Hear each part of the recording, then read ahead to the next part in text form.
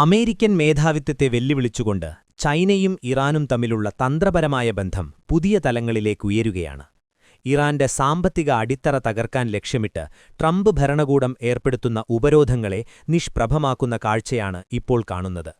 കോടിക്കണക്കിനു ഡോളറിന്റെ എണ്ണ ഇടപാടുകളിലൂടെ ഇറാന്റെ ജീവനാഡിയായി ചൈന മാറുന്നത് അമേരിക്കയെ അക്ഷരാർത്ഥത്തിൽ പ്രകോപിപ്പിച്ചിരിക്കുകയാണ്.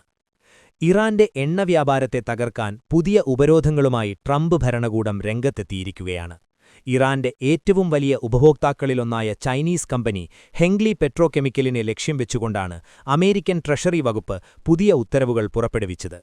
ഇറാന്റെ ഊർജ്ജവിപണിയെ വരിഞ്ഞുമുറുക്കി അവരെ നയതന്ത്ര ചർച്ചകളിൽ ദുർബലപ്പെടുത്തുക എന്നതാണ് അമേരിക്കയുടെ ലക്ഷ്യം. അമേരിക്കയും ഇറാനും തമ്മിലുള്ള നിർണായകമായ ചർച്ചകൾക്ക് മുന്നോടിയായി ഇത്തരം ഉപരോധങ്ങൾ കൊണ്ടുവരുന്നത് അമേരിക്കയുടെ ഭയത്തെയാണ് സൂചിപ്പിക്കുന്നത്.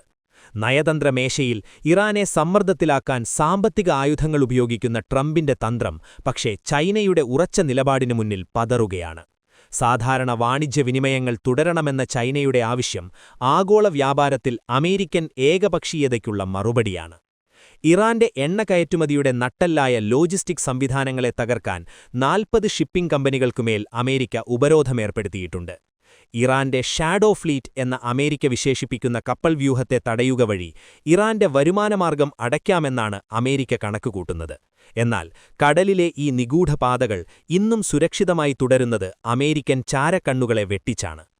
അമേരിക്കയുടെ ഈ നീക്കങ്ങൾക്കെതിരെ ശക്തമായ പ്രതിഷേധമാണ് അമേരിക്കയിലെ ചൈനീസ് എംബസി രേഖപ്പെടുത്തിയിരിക്കുന്നത്.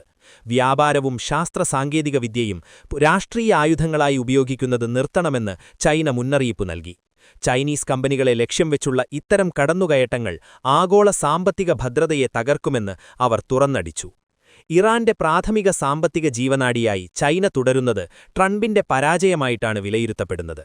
അമേരിക്കൻ ആസ്തികൾ മറവിപ്പിച്ചും വ്യാപാര വിലക്കുകൾ ഏർപ്പെടുത്തിയും ഭയപ്പെടുത്താൻ നോക്കുമ്പോഴും ചൈനീസ് റിഫൈനറികൾ ഇറാനിൽ നിന്ന് എണ്ണ വാങ്ങുന്നത് തുടരുകയാണ്. ഇത് അമേരിക്കയുടെ ഉപരോധങ്ങൾ എത്രത്തോളം ഫലപ്രദമാണെന്ന് ചോദ്യമുയർത്തുന്നു. 2025 പുതിയ കണക്കുകൾ പ്രകാരം ഇറാന്റെ ആകെ എണ്ണ കയറ്റുമതിയുടെ 80%-ലധികവും ചൈനയിലേക്കാണ്. ആഗോള അനലിറ്റിക്സ് സ്ഥാപനമായ കെപ്ലറുടെ ഡാറ്റകൾ വ്യക്തമാക്കുന്നത് അമേരിക്കയുടെ എല്ലാ നിയന്ത്രണങ്ങളെയും മറികടന്ന് ചൈന ഇറാന്റെ ഏറ്റവും വലിയ വിശ്വസ്ത പങ്കാളിയായി മാറിയിരിക്കുന്നു. ഈ വ്യാപാരവിടവ് നികത്താൻ അമേരിക്കയ്ക്ക് കഴിയുന്നില്ല എന്നത് ശ്രദ്ധേയമാണ്. ചൈനയിലെ സ്വതന്ത്ര റിഫൈനറികളായ ടീപോട്ടുകളാണ് അമേരിക്കൻ ഭരണകൂടത്തിന് ഏറ്റവും വലിയ തലവേദന സൃഷ്ടിക്കുന്നത്.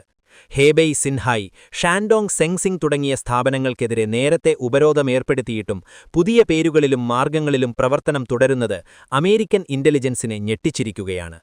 ലോജിസ്റ്റിക് തടസ്സങ്ങൾ സൃഷ്ടിച്ച് എണ്ണവിതരണം മുടക്കാമെന്ന അമേരിക്കൻ വ്യാമോഹം ചൈനയുടെ കരുത്തിനു മുന്നിൽ വഴിമാറുന്നു. തടസ്സങ്ങളുണ്ടാകുമ്പോൾ ഉൽപ്പന്നങ്ങൾ റീബ്രാൻഡ് ചെയ്തും പുതിയ വ്യാപാര ശൃംഖലകൾ നിർമ്മിച്ചും ചൈനീസ് കമ്പനികൾ അതിജീവനം നടത്തുന്നു. ഏതു പ്രതിസന്ധിയിലും ഇറാന്റെ കൈപിടിക്കാൻ ചൈന തയ്യാറാണെന്ന സന്ദേശമാണ് ഇതിലൂടെ നൽകുന്നത്.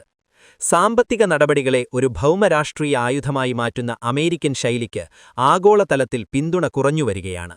ചൈനയെപ്പോലൊരു വൻ ശക്തിയുമായി വ്യാപാരയുദ്ധത്തിന് മുതിരുന്നത് അമേരിക്കയുടെ സ്വന്തം സാമ്പത്തിക അടിത്തറയെ കൂടി ബാധിക്കും.